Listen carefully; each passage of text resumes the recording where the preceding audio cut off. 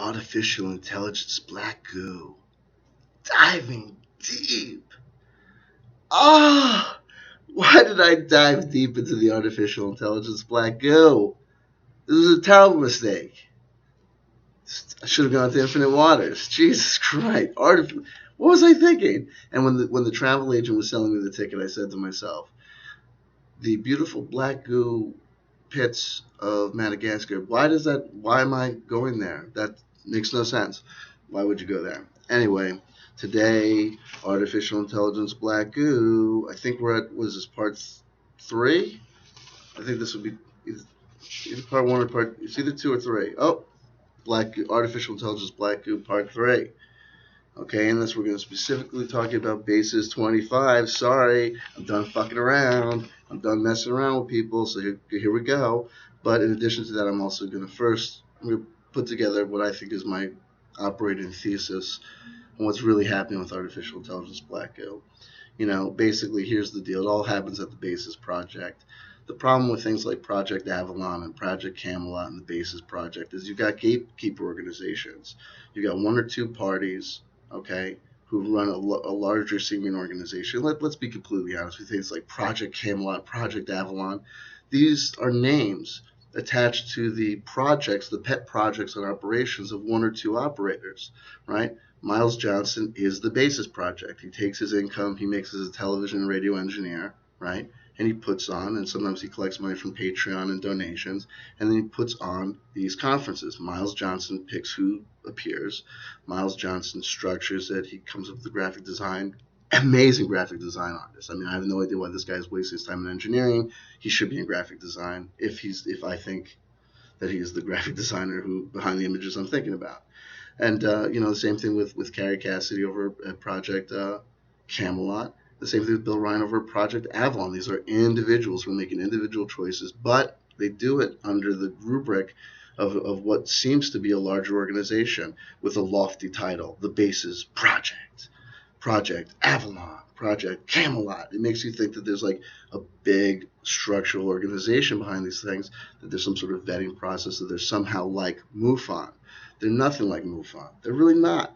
They're not anything like SRI or Stanford Research Institute. These are just private individuals who picked lofty titles for their projects and move forward under those lofty titles, and people see that, and it makes it seem like a big thing. Okay, well, what's the problem? You got individual thinkers who are replicating ideas. These are meme-generating machines. Project Camelot, Project Avalon, the Basis Project. And first of all, if you want to be conspiratorially minded, why are these motherfucking all these things called projects? You know what I mean? You think that the first thing you do is like, if I were to come up with any of these things, it'd be like, heartfeltandwarmness.com. You know what I mean? Like these military-style projects. And they pick random crazies to interview, and they lend bona fides to these people, and they act like these people are saying things, and they keep on using the word research as if talking to crazy people is research. It's not. I'm sorry, it's just not. And that's what these people are doing. These people, a lot of these people, these speakers, if you look at them, if you listen to the way they behave, if you listen to the way they connect dots, if you listen to the way that they express themselves, how they behave on camera, a lot of these individuals are mentally unhinged. I'm sorry, I'm calling it. And believe you me, plenty of people could point their finger at me and say, dude, that's the pot calling the kettle black, right? You are as unhinged as they come. Hey, that's opinions.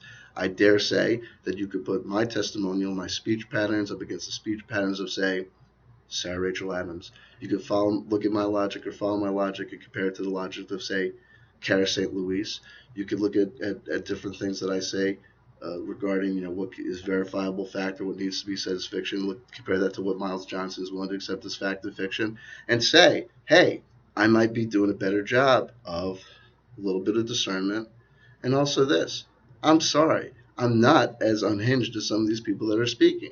Sarah Rachel Adams and Harold Kutzvella, these dudes are out to lunch. They've got mental health issues. That's not a judgment.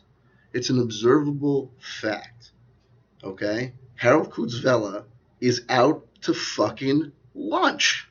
Okay? Sarah Rachel Adams is clearly the victim of something outrageous happened to her. Is guilty, that's fine. Okay, Where are my speech patterns disjointed? Where are my thought patterns disjointed? Where am I jumping from subject to subject at a moment's notice with no clear delineation? Where are my speech patterns faltering? Where am I failing to look directly at the camera? Where am I... And another, where am I nodding out?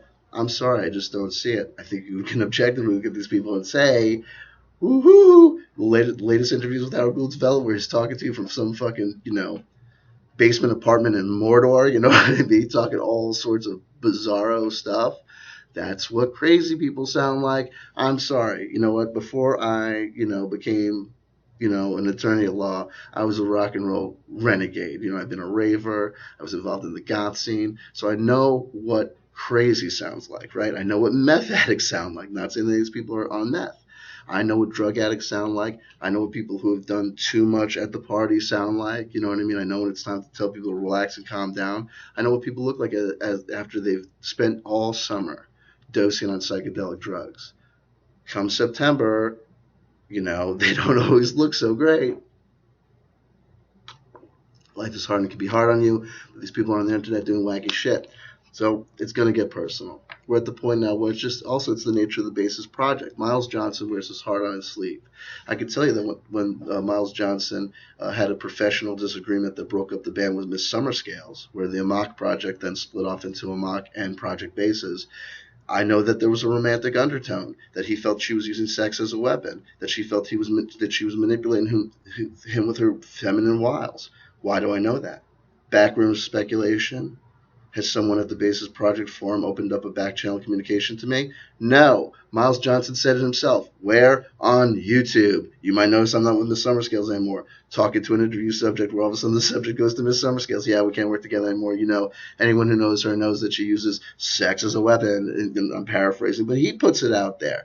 He's the one who always compliments the girls on what the outfits they're wearing. He's the one that acts like, quite frankly, all due respect, not trying to be insulting, but we do need to understand why Miles Johnston is putting the people on the internet that he is. Miles Johnston may be a bit of a lech, okay? And his primary goal in choosing who to put on camera and who not to put on camera might have less to do with their research bona fides, right? What's the research bona fides of Sarah Rachel Adams? What's the research bona fides of Alara, right? What's the research bona fides of Nina, the spiritual warrior?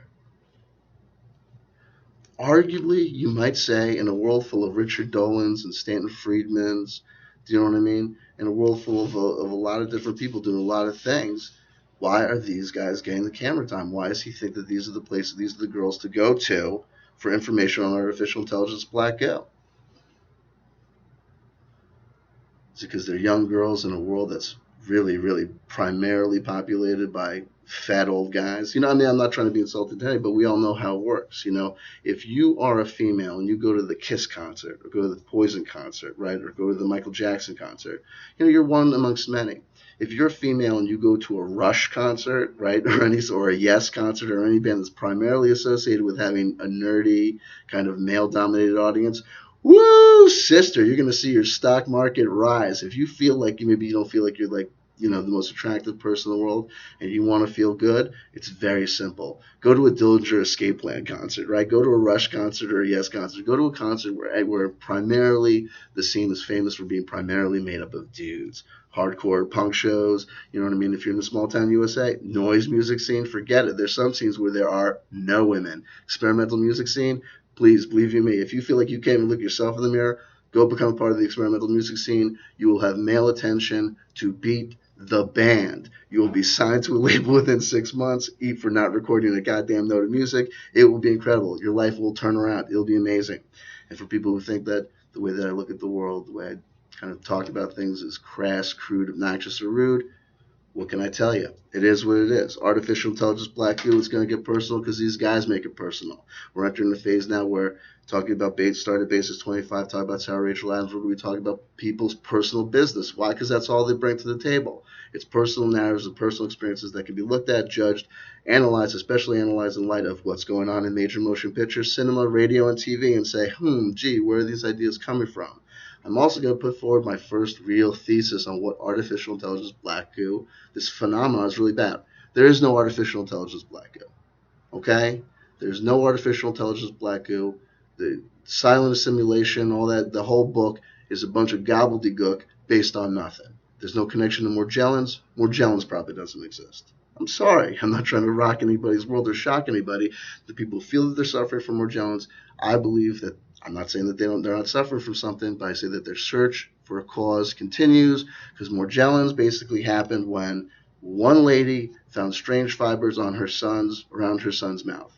She brought him to the doctor, and the doctor said, that's just fibers from his blanket or whatever. Don't worry about it. She, of course, in classic people can sometimes be crazy fashion, goes to the internet and basically starts a hoo-ha-ha and a hubbub where people now think that fibers are growing out of their skins. Joni Mitchell thinks that she's got Morgellons syndrome, which is a shame, because Joni Mitchell is a true American treasure. Really, honestly, Big Sur, that's an important song. You know what I mean? For a lot of things. Anyway, going on. So we're going to get personal, but what's the thesis? What's the thesis? What do I think is really going on? Well, I think you need to understand a couple of things. Basically, what I think is happening is that Miles Johnston is a replicator unit for the artificial intelligence black goo meme. He believes that he believes in the past that he saw artificial intelligence black goo on a radio transmitter. Now, Miles Johnston himself, you know what I mean? We're all going, he had some wackadoo experience in the 80s with a radio transmitter, you know what I mean? Sometimes people think crazy things about radio transmitters, right, and the fillings in their teeth, and I'm getting signals, and this, that, and other, and sometimes you're right, and you know what? Sometimes you just saw something, okay, and sometimes you might have had a little psychotic break. You know, it happens, you know what I mean? You know, life is life. It doesn't mean you're a bad person. It doesn't mean your opinions don't matter. It just means that particular opinion they, maybe look at. So he's a replicator unit for artificial intelligence black goo. If you might be crazed, I might be outraged as wrong. It just kind of feels that way sometimes. That's just me. So basically what's happened is that Miles Johnston believes in artificial intelligence black goo. When he does the interview with these little babies, he's the first guy that mentions artificial intelligence black goo to them. If I'm lying, I'm dying. Look at the interview he does with Sarah Rachel Adams. Look at the interview he did with James Casbolt. Look at the first couple of interviews he does with Max. Look at the interviews he does with this chick Alara Hachimachi. Look at, any of these, and Nina, he mentions artificial intelligence black goo first. Here's my Miles Johnston impersonation. You can look at these videos, and if I'm lying and dying, person is saying something else about super soldiers or whatever, and then they mention like My Lab or whatever, and then here comes Miles Johnston. So the My Lab experience is that where you saw the artificial intelligence black goo that people are talking about? That's a terrible accent. I'm off region, but whatever. That's what he says. He mentions artificial intelligence black goo first 9 times out of 10. That's a made-up statistic, but I think you'll find if you go through that he is the guy that always introduces artificial intelligence black goo into the conversation. Some exceptions, the interview with David Griffin, the interviews with Howard Kutzvell and Cara St. Louis. It's not necessary because they're there to talk artificial black goo. But these little kids, he's there. Oh, so that's the artificial intelligence black goo, right? A lot of people have been talking about this black goo, experiences with the black goo. If a person didn't volunteer that they had experiences with the artificial intelligence black goo, and the only thing they're doing on camera is acting like they're going through a drug withdrawal, right? And then all of a sudden you have an old guy in the corner who starts mentioning to them things about black goo, and then all of a sudden they got a lot of shit to say about black goo that looks exactly like the X-Files and sounds exactly like the movies. Gee, you could think you're on a hot new research trail about some outrageous new conspiracy that's going on planet Earth, or you could just say to yourself, oh, I get exactly what's going on here. I get exactly what's going on here. And that's all it is. It's personal relationships. No one has found any evidence of anything. There's no research trails, okay? It's all interpersonal relationships. Project Avalon, Project Camelot, the Basis Project. These are all simply, okay, Alfred Lembermont Weber's crew. These are all people having interpersonal conversations on YouTube, right? Basically having Google chats and Skype chats with each other, but they're videotaping it, putting it on the TV, put it on the internet and calling it research. It's not. It's just, some people of various levels of mental capability and various levels of education improvising. It's kind of free improv theater. That's okay. That's fine, but whatever. But let's see what it is. So if that's the case, why is artificial intelligence black goo taking off the way it has been? Why isn't it all in the movies? Well, let's talk about some of these theories. Let's talk about some of these theses. Here's exactly what's happening. First of all, there's ideas already in the collective unconscious regarding large superstructures that move out and assimilate and control and take an individual and make it into a unit, right? What am I talking about? Remember the blob? If you look at any 1950s, movie, like science fiction movie like The Blob, and you look at contemporary history, and then you look at, now people have research grants to study, narratives of horror movies from the 1950s and talk about, speculate what it means. And pretty much everybody's of the same opinion as to what The Blob was about, why The Blob was a hit movie in the 1950s. It was a metaphor that tapped into the collective unconscious fear of Americans and Canadians and everybody free English people regarding communism, right? Communism was this thing. It takes the individual and turns them into a unit, just a part and parcel of the Communist Party structure, and here it comes. And if you don't hold on to your individual liberty, here comes communism, and it's going to absorb you, right? And it doesn't move fast. It's a slow, creeping thing that just, you bet, and you can't run. You can run, but if you run to that corner and it gets you, your kids are going to find your ring, and they're going to know they got you. You know what I mean? The blob, light it on fire. That's all we could do. It's a demon. Yeah, it was communism coming. It's going to simulate you, right? The Borg is like this, right? The Borg is it's a technocratic thing that's going to come across the universe, and it's going to absorb, and it's going to add you to it. And so not only do you die because you lose your individuation, but you don't die. It's like you're caught in interpersonal hell, right? Because you're now part of the system that's going to then go get your loved ones and your society and your culture, right? And destroy all that. So it's not only that you just die, you're almost forced to be a witness and an instrument of the death of everything that you hold dear. That's heavy. That's why people freaked out about things like the Borg. That's why people instinctually, when you see the Borg, or the blob, you feel like, ah. It's like zombies are the same way, right? It's a plague. It's going to take over everything. So in the collective unconscious, we got some things going on. We got things like that natural inborn fear of the assimilating, replicating thing that's going to take over. And there's some, at the point where we are in society today in 2015, I think it's important. Here's basically what I'm going to say. There's elements going on in the collective unconscious that would support the meme structure of artificial intelligence black goo. You have a group of individuals on the ground centered around the Basis project who are creating this meme.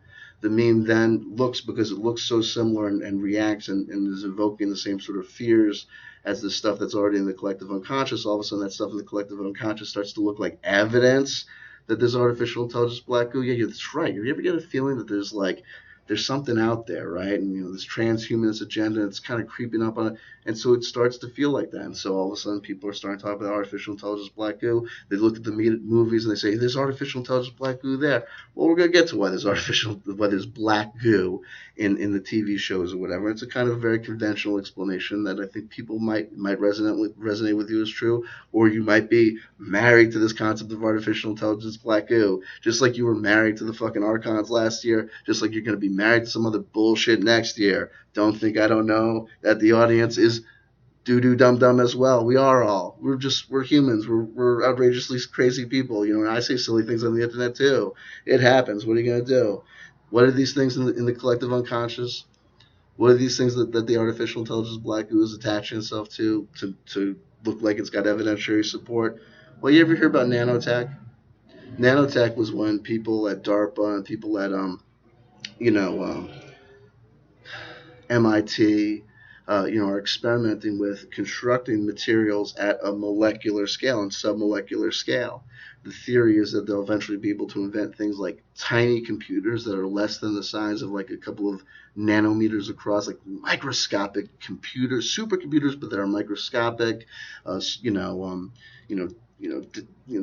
Different things like this, like or a lot of the implications that nanotech will eventually be able to do things like take all the excess plastic in the world, and because you'll have nanobots that can rearrange things at a molecular level, you'll be able to take care of all this plastic and reconfigure the atoms at a subatomic level, and then boop, boop, boop, it's cornmeal, right? You had all this problem with this unrecyclable, environmental destroying material like styrofoam and plastic. Then you have an overpopulation of people that need to be fed. Oh, well, the nanotech will turn plastic into food, and then you'll solve everybody's problems. What's the fear? What's the risk? What if a virus gets into the nanobots, right? And then the nanobots start going out of control. You ever hear the expression, gray goo? You have. Before people were talking about black goo, there was a theory, and the people that knew about nanotechnology, the fear was, the nightmare scenario was, right? Every new technology has a nightmare scenario attached to it, a possibility that you got to watch out for, right? CERN is going to open up a black hole. The nuclear bombs, everyone's going to have a nuclear bomb, and then everyone's going to blow up nuclear bombs. It's going to be a nuclear wasteland, right? Cell phones are going to give everyone brain cancer. Every technology has got some sort of nightmare attached to it, something that people got to speculate about and say, well, we got to watch out for this. And with nanotechnology, it was that the world was going to turn into a planet of gray goo. What was the system? You got the nanotech units that's designed to not only replicate itself, but to change particles around it into something else, whatever. It's going to go out of control. We're not going to be able to stop it. The world's going to be turned into a big floating globular puddle of gray goo. Right? So that was out there. The other thing that was out there was artificial intelligence. The Russian plutocrat, Stephen Hawking, people talking about the risk and the fear of artificial intelligence, what it's going to mean to have a life, a consciousness or a semi-conscious intelligence on the planet that's smarter than us. What does that mean? Where that's going to? That is another fear with the technological nightmare scenario attached to it. So people are worried about nanotech. People are worried about artificial intelligence, right? And it's like chocolate and peanut butter, right? Artificial intelligence. Gray goo. Artificial intelligence. Nanotechnology. Transhumanist agenda. Self-replicating unit out of control. Boop, boop, boom. Boom, there you go. Black goo. Then you have Miles Johnston talking about artificial intelligence, black goo, replicating out the wazoo, finding support in the contactee experience of Alex Newald, you know what I mean? And we're off to the races. And then the Basis Project has been committed for the last couple of years to being committed to one thing and one thing only. It's funny. In the World War I, we talked about alien contact, disclosure, conspiracy theories, 9/11 truth. Miles Johnston's Basis Project has pretty much been completely switched over to one thing and one thing only, the replication of the artificial intelligence black goo meme. Why? Well, hey, guess what? You know what doesn't suck? If you're looking for YouTube hits? Branding. You know what doesn't suck? If you're looking to become a little bit more distinguished than the other guy next to you? Individuation. What is the Basis Project really about? It's about artificial intelligence black goo. They haven't mentioned aliens in a while. And don't show, they're going to talk to Peter Patchett for a while. He's going to start mentioning aliens. Well, guess what happens if you mention aliens in the Basis Project? They get attached to the artificial intelligence black goo scenario. It's Miles Johnston. He finds Street K. So that's what's going on. You got these, basically he's able to replicate this black goo meme, and he does it in a world that's already kind of, the pump is prime because we already have things like transhumanist agenda, the gray goo, nanotech nightmare, and, let's not forget that you can point to these movies. Why is that stuff out there? It's predictive programming. It's brilliant. Predictive programming is the silliest concept ever. It just doesn't. If you got a conspiracy, there's a rule that they have to tell us what they're doing because they have to get us to agree to it. That is just something silly that people say. Why? Because it's a necessary predicate to justify why you're seeing this stuff in the movies, right? If there truly was a conspiracy about artificial intelligence black goo, what is the need to predictively program people to it, right? It's the kind of shit that either goes down in secret or whatever. It's silly. Anyway, so blob is communism, Borg is communism, transhumanism, the control grid is coming, the NSA is coming to take over. It's all about the individual's going to die, you're going to be assimilated. That's the internal fear that creates the experience of the collective unconscious, why these things take hold. The meme goes up, kind of floats there in between our interaction, our fear of these possible nightmare scenarios, and this black goo who now looks as like evidence of that nightmare scenario. That's the linkage, that's the link up, and that's why it's artificial intelligence black goo is a hit. For a little while, I dare say, I think we can all agree, it's nearing at the end of its life cycle. I don't think it's going to hold on for too long. Also, I have this thing called the 20-year nostalgia loop theory. Basically, anything that's going on in mass media is exactly what's going on in mass media 20 years ago. Where are we now? We're in 1995, the peak of the X-Files. This is it. We're all just, remember the X-Files? Remember getting freaked out about the X-Files? I'll tell you who remembers getting freaked out by the X-Files, Sarah Rachel Adams, when we talk about it. I think we're going to do this into 2 videos because I think this really just needs to be the thesis video, right? We're just going to say that this is me telling you what I think my thesis is. And the thesis is very simple. The artificial intelligence black goo, there's no evidence of it on the ground. There's no evidence of it anywhere. no one has produced any evidence. These slides of these Morgellon spiders or whatever, these are just PowerPoint presentations with no evidentiary support, whatever. At some point, Harold Klutz Vela holds up a piece of what appears to be sandstone, and claims that this is part of the artificial intelligence black goo. If you read his goddamn book, he says they found artificial intelligence black goo. It sounds like he's found 3 puddles somewhere in the world, right, where he stuck a stick in, tested it, and found this artificial intelligence black goo. It's a whole bunch of crap spun by kind of Looney Tunes people. I'm never gonna be friends. I accept that now. You know what I mean? Like when I first started getting into this stuff, I thought there was gonna be opportunities where I was gonna be able to reach out to these people and talk to them, maybe do an interview myself with them to try to enter the discussion. But that's not gonna happen. It can't happen. But that doesn't change the fact that something's got to be said. These ideas have to be challenged. Miles Johnston always says, we just go wherever the research takes you. Bull fucking shit. And if you go wherever the research takes you, why don't you go ahead and research this over here, man? Why don't you go ahead and research my theory? My theory that you're the dude. How about this? Why don't you have a moratorium on artificial intelligence black goo? Mention it at first. How about that? How about that for a rule of thumb? You just don't mention artificial intelligence black goo. And see how many of these kids say nothing that you're interested in. It'll be super soldier bullshit out the wazoo again. Yada, yada. Okay. Yeah, I think there you go. I think you got my thesis. I think what's going on. I think that'll work. What are we going to talk about next?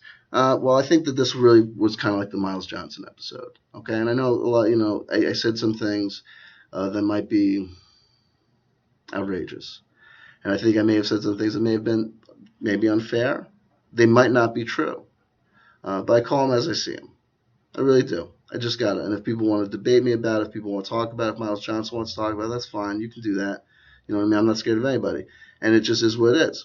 You know what I mean? Like I said before, I like Miles Johnston. I think artificial intelligence is black goo. If you want artificial intelligence to black goo for the sake of or to go away for the sake of humanity, it's very simple. It's like Lisa Simpson in that episode of The Simpsons about advertising. Stop fucking talking about it, brother. Stop advertising it, and it will go away because you really are the guy that keeps it alive.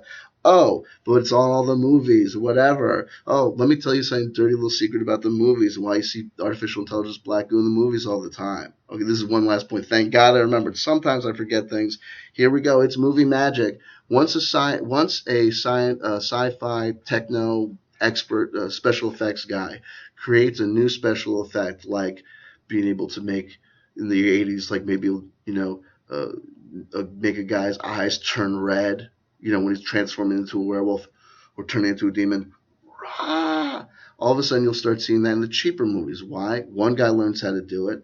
He gets the blanks together. He gets the film together. He learns the technique. He saves the blanks. He saves some of the stuff to reuse, saves some of the footage to reuse, tells people about his experiences, experiments, runs classes at Hollywood movie effects schools where he explains how they did it. People learn how they did it, right? And so once something is learned how to do, like stuff crawling under the skin. In the early 90s, in the beginning of CGI effects, there were some things that the shows like The X-Files and Millennium and TV show-based things could do. And they could do things with cheap CGI. It wasn't great, it wasn't outrageous, but there were certain things that you could do. And one of the things that CGI was able to do first and foremost was the emulation of liquids. Why? They did it to learn how to replicate things like things on the ocean, ships on the ocean.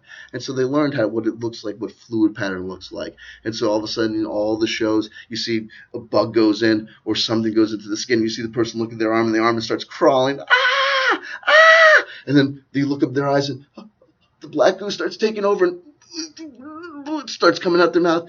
These are cheap special effects that they've learned how to do. Once you learn how to make it look like the black goo is coming over somebody's eyes, then all you got to do as a computer programmer working with CGI is call up that set of macros, call up those set of editing suite tools, set up those sets of tricks, those old textures that are saved in the computer, and you re-replicate it. Here's the other thing. Why do these people are using artificial black goo in the movies? Why is artificial intelligence black goo in the movie Lucy? Well, it's not artificial intelligence black goo in the movie Lucy. It's just that she sometimes uses black nanostructures. Why is there artificial intelligence black goo in the movie Big Hero 6? Well, you're wrong. It's not artificial intelligence black goo. It's nanobots. It's nanostructures that are just black and working in mass look like they've got liquid physics going with them. Why are they doing that? It's very simple. Nanotechnology, nanofibers, nanotubes, these are actual technologies that are being worked with by DARPA, being worked with by MIT, being worked with by all these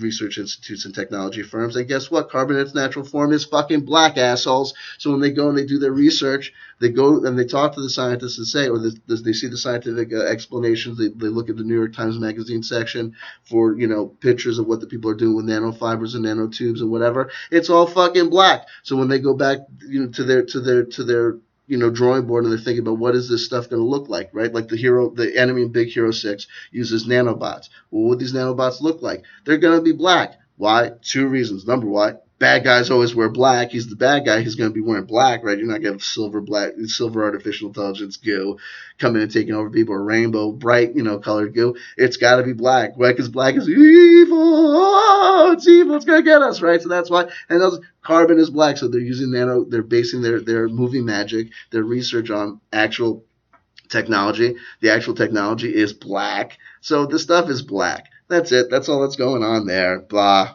So whatever.